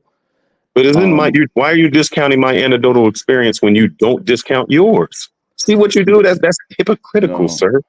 No, because we have to talk point to point. What I'm talking about is you're trying to talk about marriage. We know good and well that the guys, your audience and the messages you guys are pushing, you guys are discouraging marriage. To be quite frank, on how can I discourage marriage when I'm married? And have a child within a year and a half. Listen. How is that discouraging marriage when I'm telling you I'm trying to get married again? Fearless and Ronan, you guys are not the first. You guys will not be the last. I talked about somebody on the last live. We can talk about Corey Holcomb. He's married. We can talk about who's that dude, the 50-year-old dude, Charleston White. He's married. He has a wife. He's a worse example of anybody. Yeah, that's what I'm saying. What I'm trying to say is he's not an example of who I am. Yeah, I'm just saying there's a lot of men who, and to speak to y'all, you guys are you guys are or have been happily married men or successful fathers, but the messages you guys push on your what? Please tell me what message we push, sir, because somehow you got us confused. Tell me what message we push. The messages that you guys are pushing is fear. Fear of what? Don't be worried about what's going to happen if you get married. Be worried about Chris, let me stop you there because I hate when you keep putting I have to stop you because you're putting words in my mouth that I never said. If we talk about the stepfather episode, what was the thumbnail? What was the topic? 10 reasons why you should not be a stepfather. It wasn't, hey, let's look at the bright side. Let's look at the opportunities where this could be positive, or it could possibly end up bad. You leaned in on maybe the Austin Hallman route, just the clickbaity. You guys wanted to make a salacious little thumbnail and topic. And so if someone was to look at your thumbnail, what hope are they going to get for? Hey, I feel confident to go ahead and go get married. The thing is, Chris, hold up, Ron. Let me say something. Yeah, Chris, what you're saying is, if I look at the front cover of a book, you already know what the book is. No, the front cover of the book is only so you open the book and read it, sir. I listened to it, man. I listened to it. And then exactly what do we say? A lot of GIFs, a lot of TikToks about, oh, you're not my daddy. I listened to a lot of it. You just had Uncle Krusty Rico saying, that's not you. Hold up, listen, that he wouldn't suggest being a stepfather. You just had a Ronan on here saying he wouldn't suggest being a stepfather. You've had people that say, yeah, I am a stepfather, but I would not suggest that for anyone. Mm-hmm. So I don't understand where the issue comes in. If you have people who were married and who were stepfathers saying, I did it, it's not going to be for you, but I would not suggest it for anyone. I don't remember exactly how Uncle Rico said it on your panel, but I think the way he said it on mine was up until a certain age, he doesn't recommend it. But he said, when you wait till you're 30 or you're 40, I think he said this on your panel, verbatim. He said, "You're going to be running into a lot of women with regularity who have children, and that's just going to be the reality." So this thought of wait till you're 40 and your 50s, it's a game of musical chairs at that point to find a great woman that you're attracted to, that's going to be a great mother that doesn't have any kids. Good luck with that. So I think that's kind of the spirit was he was saying. So that's not what you were saying. I think you were leaning. I think both of y'all were leaning on under no circumstances, nothing good for a man, because Ronan, he tried to spin his little beautiful story and say, "Nah, it was terrible because I ended up he's out of my I didn't life." say it was terrible. I just said it the same thing I said on your panel just now. What did I say? You spin things that don't make sense. I poured all this into this person, and so hold up. I'm going to go back to exactly what I said, Chris, because I don't know what show you watch or what you do. I said to this: if you were a 40-year-old man, and your girl, whoever she was, had a child when she was 20, so now both of you guys are 40. The child is 20. It's no longer a child anymore. You're not raising anyone's child. Why not get married? You're not responsible for supporting that child. You don't have to worry about it. Maybe your children are there. I see nothing wrong with that. And that's what I said. But I said to marry someone who has a young child and you have to bring them up and you're creating their legacy, yes, that would be a problem. But if you have already been established and you want to marry someone who has adult children or close to adult children, now you guys are free to do whatever you want. You both already have the children out of the way, and you can live as a married couple. Children are not an issue. You can travel all you want. Do what you want. So I never know what you're listening to. It seems like you convolate, and BA, please correct me if I'm wrong. Chris listens very differently than everyone else because he regurgitates a message very differently than what you just say it to it. Chris has selective Here he goes. hearing. He's trying to dogpile. Yes. Now back to the room. At what point do we say to people, don't get married? I was on your buddy Osterman Hollerman's show, and I'll tell you exactly what I said. When these guys said, "Oh, I'm going to go over there and do this and bring people back," I said, "No, you're stupid if you do." Why? Because you don't know how to vet women. You're building a dream and making a fantasy and saying, "Hey, I live this life," when you really live in a trailer home. You don't have the financial expenses to take care of it. You're not responsible anyway. You're jealous and controlling. And how would you bring someone from another country over here and try to control where they go, what they do? Don't have them do the language. You don't want to educate them. So a lot of you guys are not mature enough to do that. And if you're not mature enough to do that, then you should not do it. Marriage is for someone who is mature, who's looking at responsibility. And those are the things that I say. So I don't know where you get what you're saying. I've always said marriage is important. Why? I'm married. And the reason I think it's important is children do better in 2-parent households. You are on the same level when you want to go up financially. Both of you, if you're investing in the same way, your income doubles. All of those things. You don't spread disease. Your children are raised better. They have more opportunity. So I don't know at what point I've said that marriage is bad. I said marriage.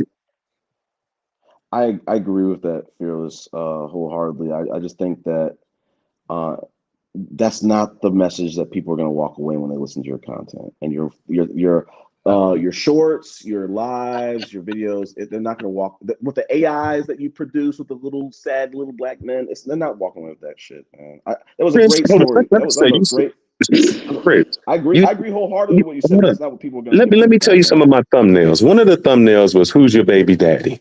It showed a guy running away. Do you know what that podcast was about? What was it? No, because all you do is look at a thumbnail and make a judgment. That's not true. Hold up, I'm gonna tell you what that was about.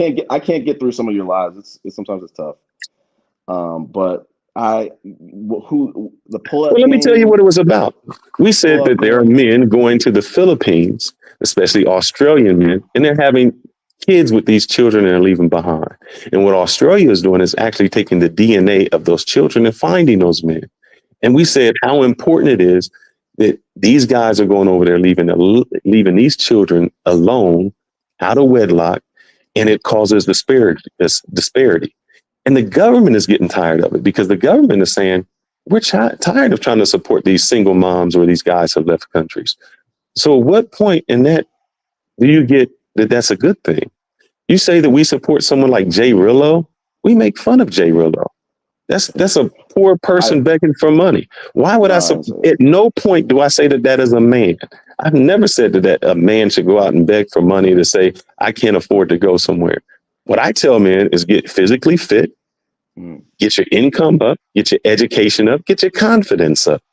If that's how you want to get a woman, that's what you do. So I don't know where you get this narrative at, sir. I didn't say that, Fearless. What I said was, and that was a great fluff piece. What I said was your audience. Why is it always got to be fluff when we say something? It is because you guys. Like, I'm sure behind. If y'all were to cam up, you guys would be like bow tied up on your best behavior. You guys are like Shannon Sharp would say, y'all are on your best behavior tonight. But when you go to your channel, it's a whole different story. I just gave you. Hold up. All right, let's go to our channel. Let's Chris. Let's go to our channel. We had a woman on that said this. The thumbnail is women need therapy and Black women are angry.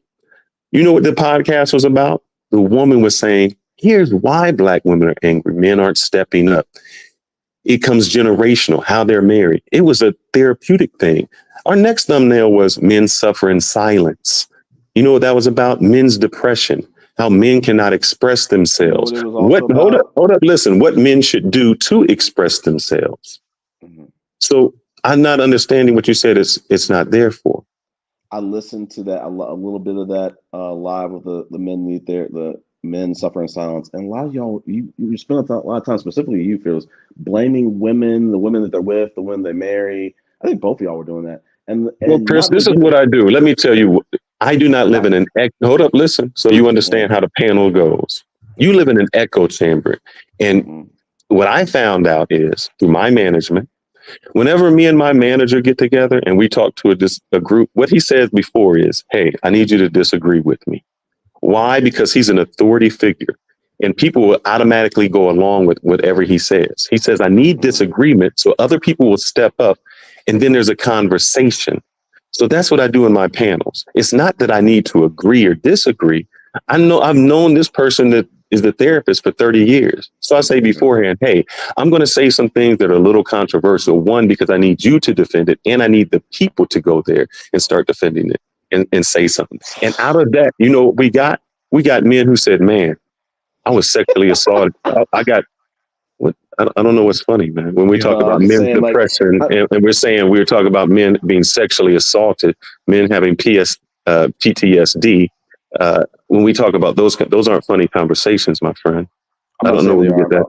What I'm saying is that's ignorant that you would do that. No. What I'm saying is that people are not en masse walking away with. I think they're walking away with. I cannot control what people walk away from. You can read the Bible. You can read the Bible and come up with one interpretation. I can read it and come up with another interpretation. Right. I cannot control. I can only give you the words there. It is up to you to decipher it. That's not what we're talking about, Fearless. What I'm saying is the problem I've had with you and Ronan is the messaging that you guys are putting out there.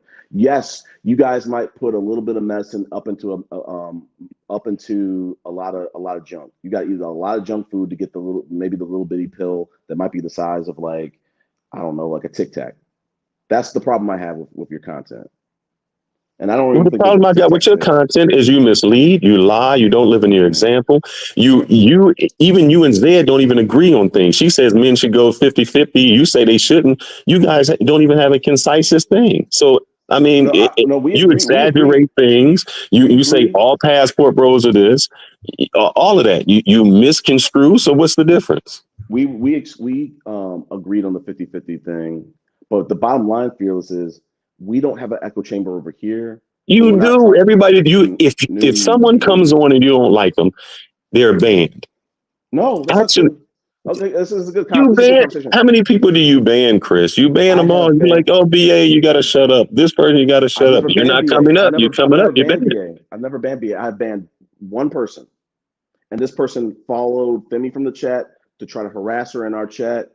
And one of her friends told me, "Hey, ban this person." They're ban this person, and I banned this person twice. That's the only person I banned. I threatened to ban you guys, and you can see how I've gone off on that tonight. I backed off on that tonight,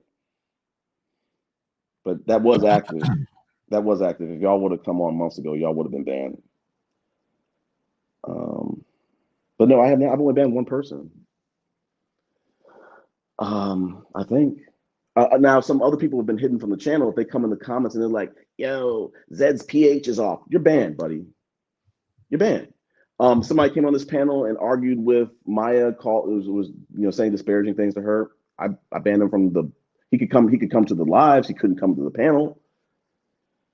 So yeah, I might have banned like maybe 2 people in the panels and maybe a couple people in the chats that are saying crazy things. Sure. No, you don't. You know why you don't, Chris? Ronan, should I go into that story or not? I don't know what story you're referring to. Remember what we were talking about when I talking about the wife in school? Oh, I don't know if you need to bring all that up, bro. What are you talking about? Yeah. You say that you ban people, right? Yeah. Well, there was a podcast that you did that you allow people to not only put my name out there where I work, you allowed them to put my wife's name, where she worked, the people she worked in, that they would actually go on and say that she was sexually trafficking people. They put her full name, and you put in the chat. You didn't ban anyone that did that. They actually had a back chat. It went so far that the next week when my wife went to work, they called her in the HR and said, "Hey, you know that somebody just posted this saying, here's a link to something that sex trafficking?" He said, "We know this isn't true and the person is fake and we ban that person. But we just want you to be aware that there's people out here who want to do that."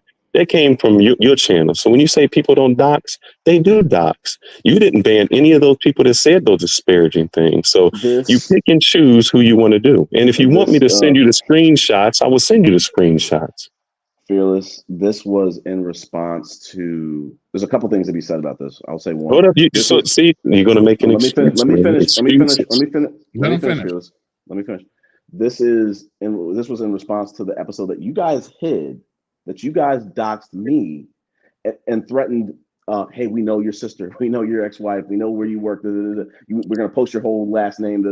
I would never say Chris, don't lie. Hold up, Chris, don't lie. I'm not Chris, done. I'm not done. but you're lying.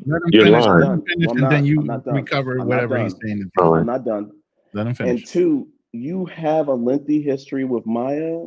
It seems like you have not really been the best business partner from what she's said a lot of these panels, which she does not want to rehash this stuff. You're rehashing this for the record. I think she took a whole social media hiatus because of you guys. But as you can see, after that moment, has anybody been doxxed? Have we done anything to you? No. What do you mean after that moment? Chris, this woman said she was going to call the FBI. I don't understand. It was already doxxed. They went. No, because you want to bring in receipts. You're also the person. No. No, Chris. Here's what I said to you. Don't say it. So I'm going to repeat it because you're going to try to put words in my mouth. I said, Chris, if I wanted to dox you, I could dox you. I would know where you work at, where your last name is, who your wife. I said I could do that, but I do not put other people's name out there. For instance, I know Zed's name. I don't put her name out there. There were times that somebody sent me an email with Zed's pictures way before she posted them. You never see me post them because that is, if Zed wants to hide her face and she wants to do that, that's what Zed does. It's not my responsibility to put her out there. So don't say that. You're lying. Oh, hold on. You sound like a fucking creep right now, but I want to go to another point. You on your own panel said you threatened Maya and said, "Hey, I'm coming to Atlanta, and I know where you work, and I'm gonna show up there." No, let's go back to what Zed. Hold up, let's do this. Let's do this because you're lying. This is what she said. That's true. She said, "Come see me." I said, "Well, I'm going to be in Atlanta in 3 weeks. I'll stop by and have a drink with you." Then she came onto your channel and said, "I got a gun. He better not come here." I said, "Hold up, chick. You just invited me there." See, you don't ever get the full story. And the other thing is, hold on, let me add this real quick. The other thing is, do you realize Black Man Travels and Maya are good friends? Yeah, we know this. We don't need to. This is not a podcast. We can. Then the relationship that you're discussing is a relationship that's been going on for over a year, way before you even met any of us.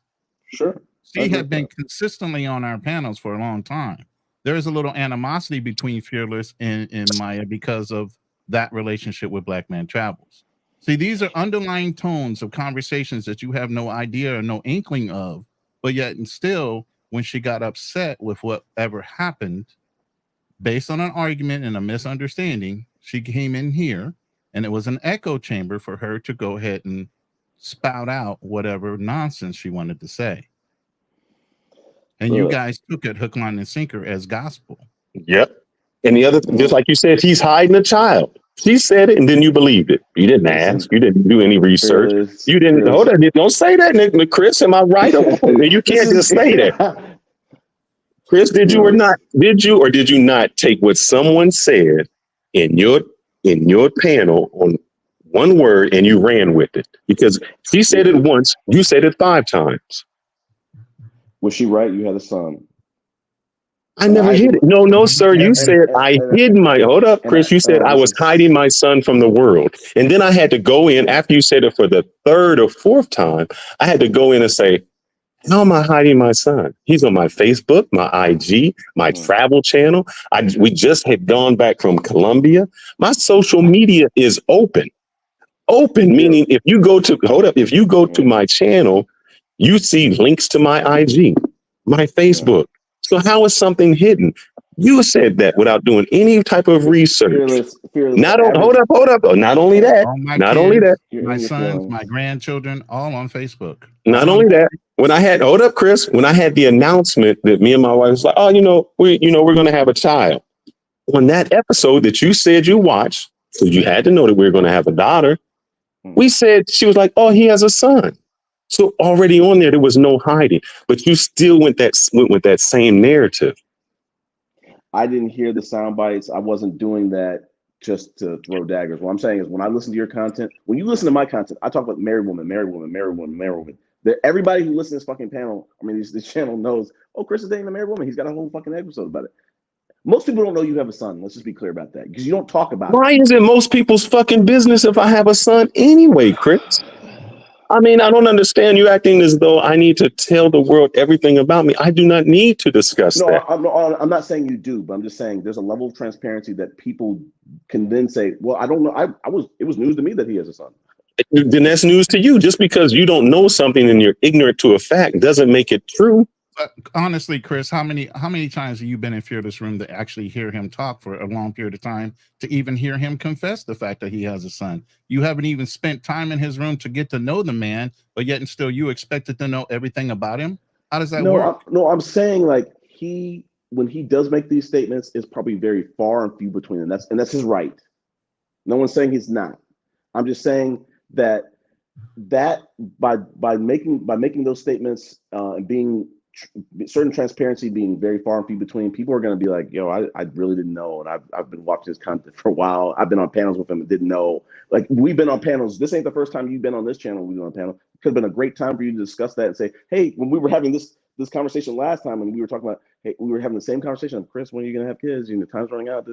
You could have both talked. Ronan talked about it being a father. You didn't. So that's what I'm trying to say.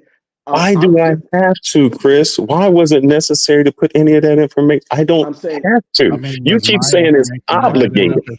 My approach to transparency. Was my information not good enough as a father that he had to also add to the fact that he was a father too? No, but I'm not saying that. I'm saying I'm isolating one person to person. So I'm saying when we talked the last time you guys were on the panel earlier this year, first quarter, whatever the heck, I appreciate you bringing up, hey, some of the stories I quoted, hey, I've heard the Ronan stepfather story, but I'm just saying, the approach I take with transparency, Fearless, is I'm trying to say, like, I'm not just speaking from stats that I read online. I'm not just speaking about the married woman one time and you never hear about her ever again.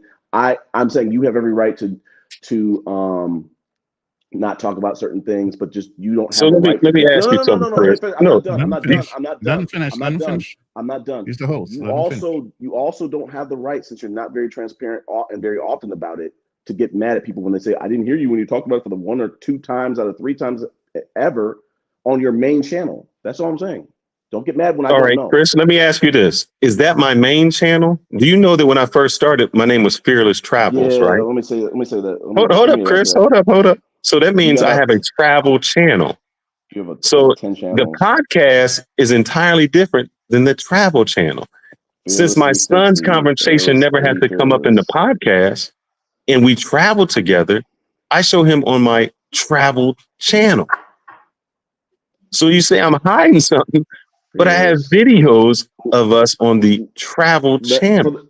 For the sake of content, we can agree to disagree. I understand that you are very passionate about this topic. You were in your feelings. You made a whole post with content Of that nobody course, asked you to No, make. here's the But thing that you're missing.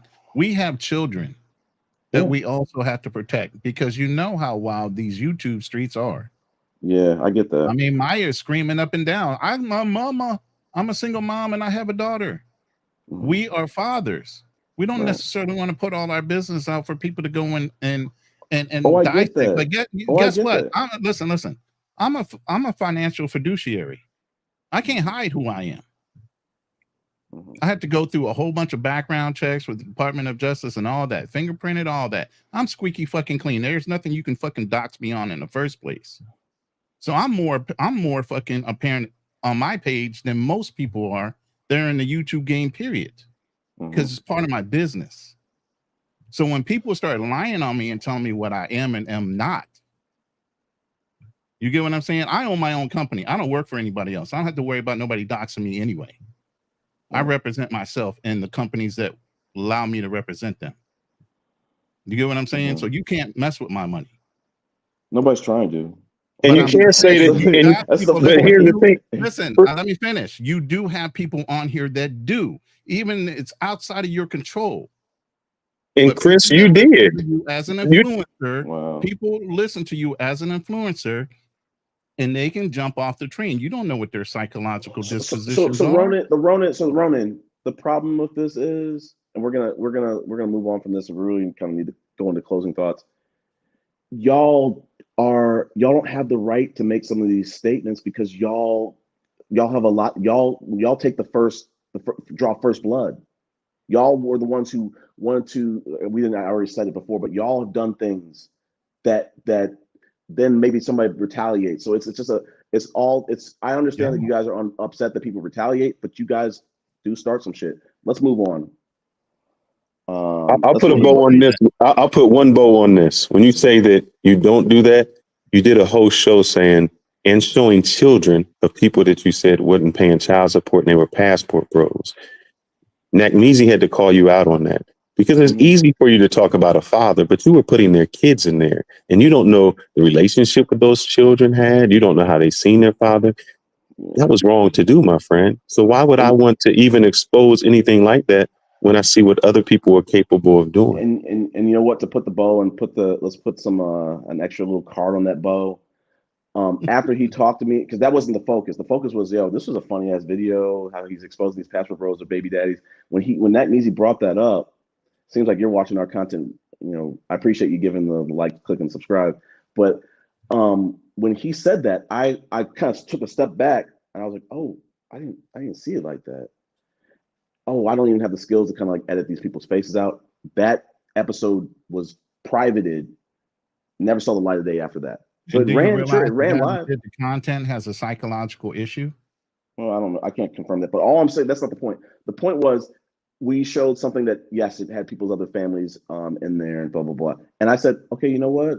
I hear you. I wasn't thinking about it on this point of view. I wasn't even thinking about the kids at all. That wasn't even the point of it. It was just the fact that these guys are baby daddies and they're married with children like Al Bundy. But it got hidden. It never got put up again for views or anything like that. So yeah, it was put up.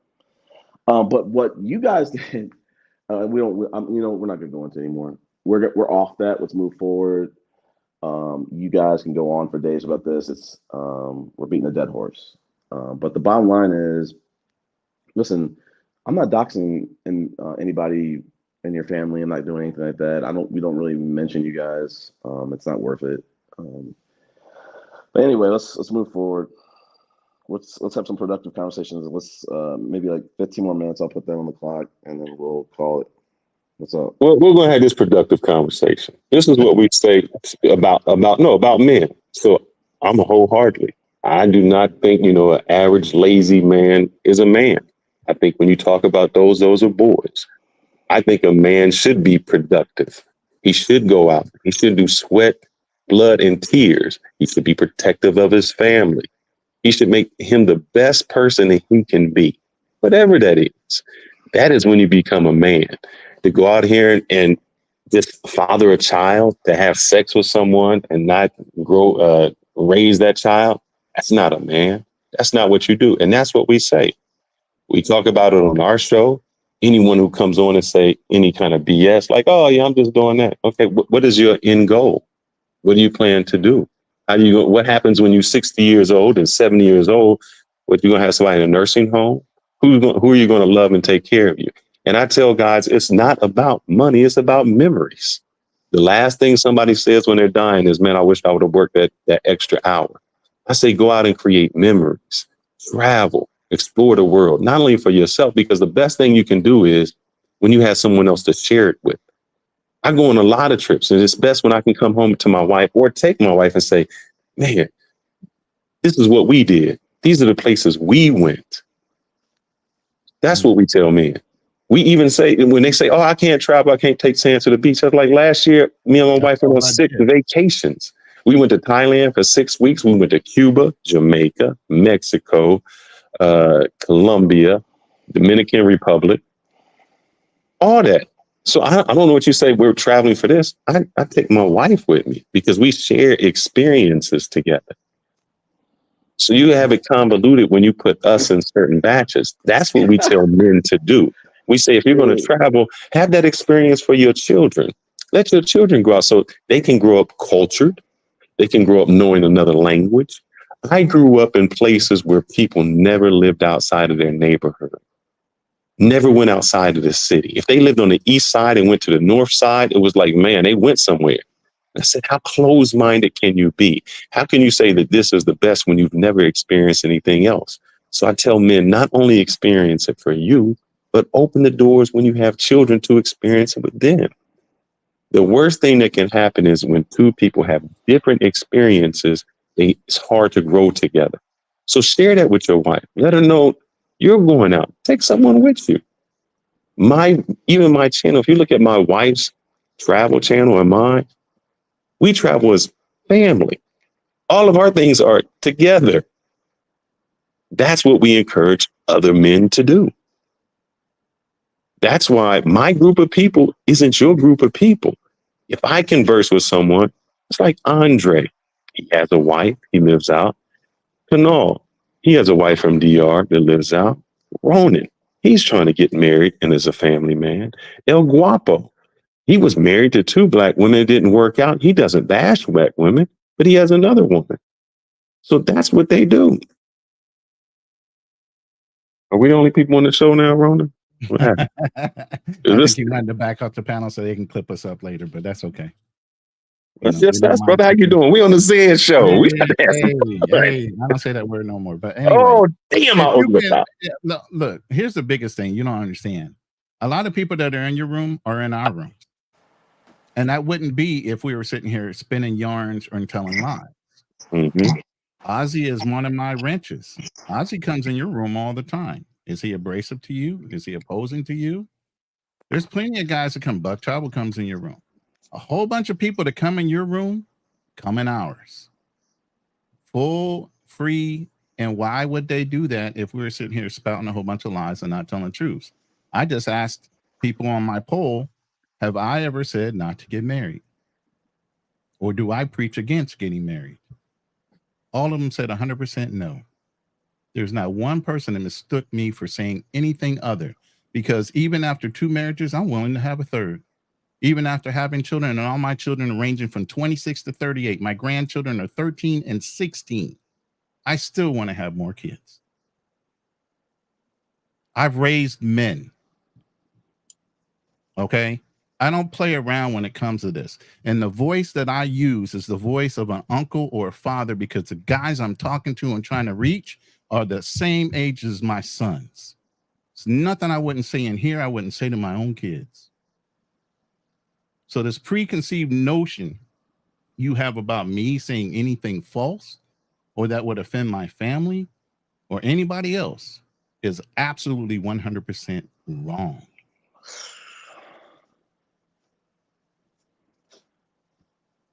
All right.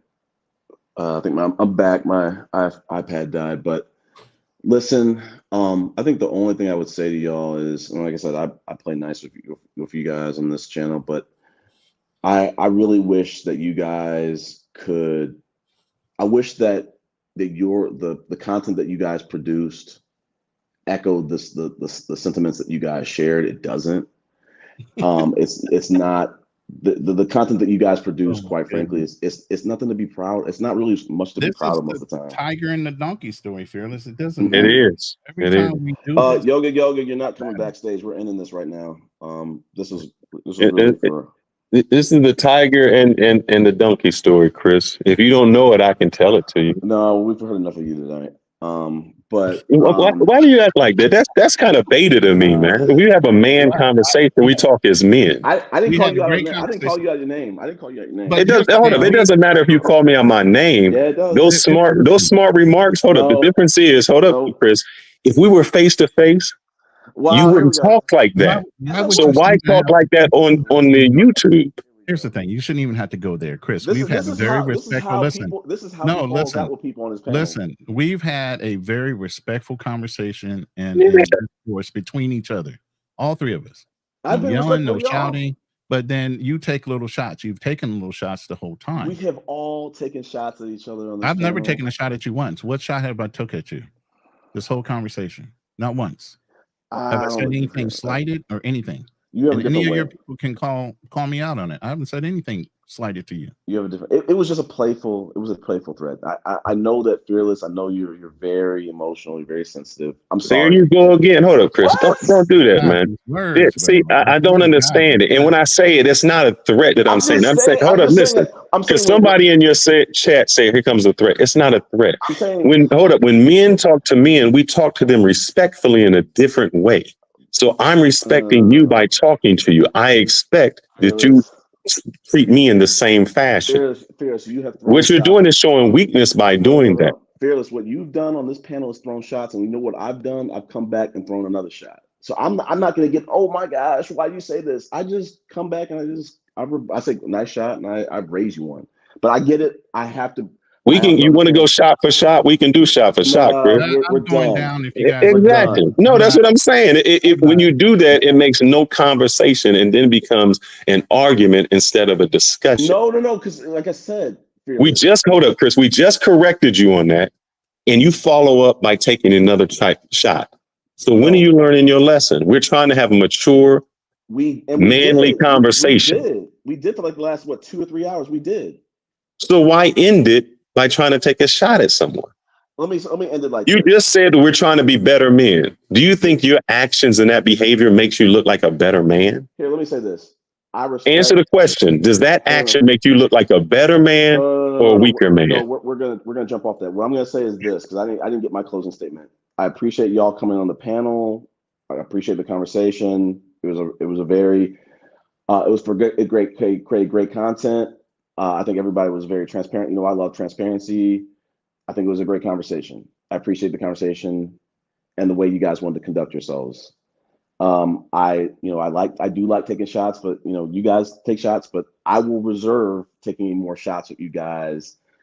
Because it seems like that's not what you guys want, the road you guys like to go down, or you don't want shots thrown at you. And I have to respect that. How about that? Is that good?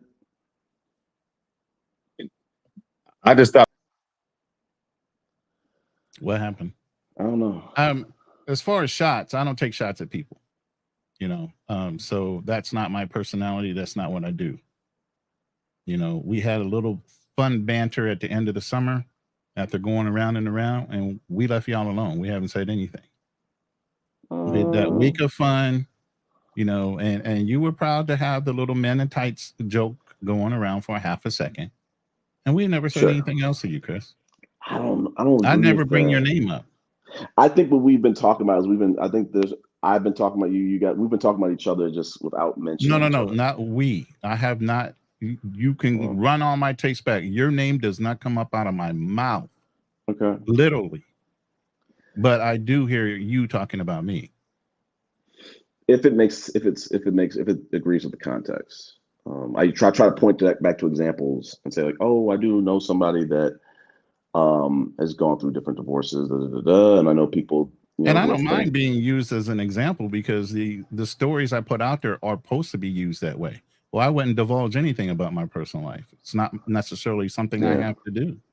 Just like when I start filming content when I moved to the Philippines, everybody's not going to see everything I do, especially when it comes to somebody I'm dating seriously for the purpose of marriage. Well, it's none of their fucking business. Like I said, I appreciate the conversation. It was good to chat. I'll leave it at that. That's as diplomatic as I can be right now. That's crazy to me, but okay. All right, Chris, we appreciate you finally letting us on the panel so that we can actually have a friendly Discord and a discussion. Again, this is the second time. It went well for about 2 to 3 hours, and I'm grateful for the 2 to 3 hours of comfortable conversation. That is. Hopefully you run that back, because we have a lot of people to replay our stuff. So hopefully you'll run that back and take little tidbits, meaning go back and re-listen to what you talked about. I don't know what you're talking about. Oh, you don't replay your lives? I listen to them all the time. Okay, so that's maybe you'll pick up some little tidbits of things you missed because it was the voice or the person that was saying it to you. Not that it was any less true. What can you go a little deeper with that? I'm not understanding what you're saying on the last dating statement. Somebody that's previously married, if you're dating with a purpose, you should be dating somebody younger. The things I brought up are purposeful and intentional to you. Yeah. So maybe you'll play those back and you'll heed to them or not. It doesn't matter to me. Yeah. What I put out there is not necessarily for your ears. It's for possibly somebody else that might be listening to it that might want to heed to the advice I have based on the levels and the years of experience I've had in life. Yeah, I get that. I've already made my peace with that. And but I appreciate I always, let me just put that out there. I always appreciate people's advice, whether it's my best friend, family, therapist, random people. At the end of the day, you have every right to make your own decisions. The same thing I tell my sons. All I can do is give you the advice. You get to pull the trigger. Why? Because you're your own man. Yeah. And I'm not going to say I told you so after the fact either. It is what it is. I mean, all right, fair enough. All right, well, it was a good conversation. I think, like I said, I think it's always harmless. It's always just we're all three people with thick skin, so Do I get to say my closing piece? I didn't. You said your closing piece, Fearless. I didn't say it was closing piece. You said it.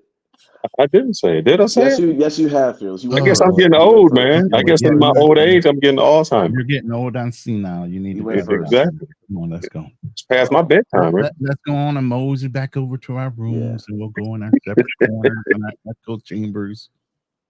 Anyway, y'all have a great night. Sorry to keep y'all up so late. I'm not that late. I'm good. Yeah. I'll check the audience. Here's one final soundbite before we go. He's motherfucking peanut butter and jealous. These fuckers hate us because they ain't us. So that's trash. Yeah, it is. All right, y'all have a great night. Bye. Yep, you too.